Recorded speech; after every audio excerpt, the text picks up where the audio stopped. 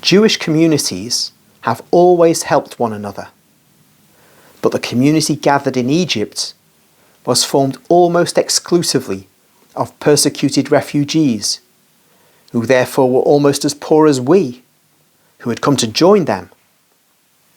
And a little share of that wealth, which we were anxious to keep for our Jesus when adult, and we had spared out of the expenses for settling in Egypt, was most useful for our return and just sufficient to reorganise our house and the workshop in Nazareth upon our return.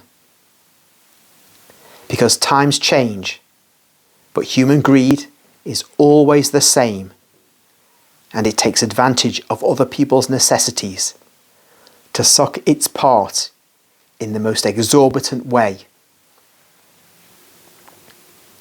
And there we see that prudently Mary and Joseph managed to just hold back some of those resources from the gifts of the wise men, and they were just enough to help them re-establish themselves in Nazareth.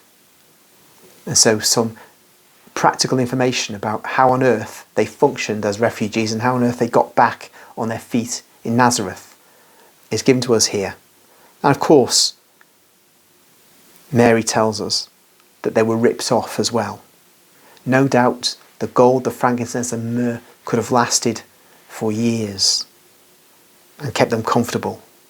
But of course, people saw that they were in need, and so they extracted as much of that from them as they possibly could. As Mary says, people are always the same. Human greed is always the same. No, the fact that we had Jesus with us did not procure us any material wealth. Many amongst you expect that when they're hardly united to Jesus. They forget what he said. Set your hearts on things of the Spirit. All the rest is unnecessary. God provides also food for men as well as for birds, because he knows that you need food, while your flesh is the tabernacle of your soul. But first of all, ask for his grace.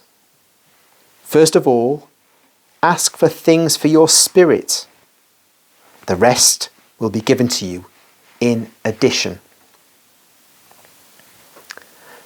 All right, again a pause. It's useful in this age of what has emerged in Protestantism, another variation of that perversion of Catholicism, is something called the prosperity gospel, which I refer to in some of my videos from Hyde Park. The idea that you be as fervent a Christian as you can and money will shower down upon you. Plus, if you give to the minister, you'll receive 100-fold or 1,000-fold in return. And these ministers become rich and have jets and huge houses. Kenneth Copeland, I think, is the richest of them. But there are many others. And they can afford to have TV stations.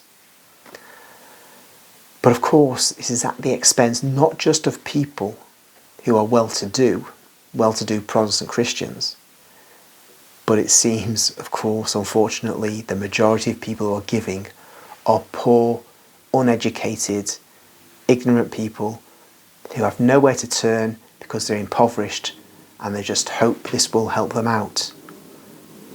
Well, there's no reason to believe they're going to die of starvation, but there's no reason to believe that they're going to be assisted by being enmeshed in such an evil variant of Protestantism known as the prosperity gospel.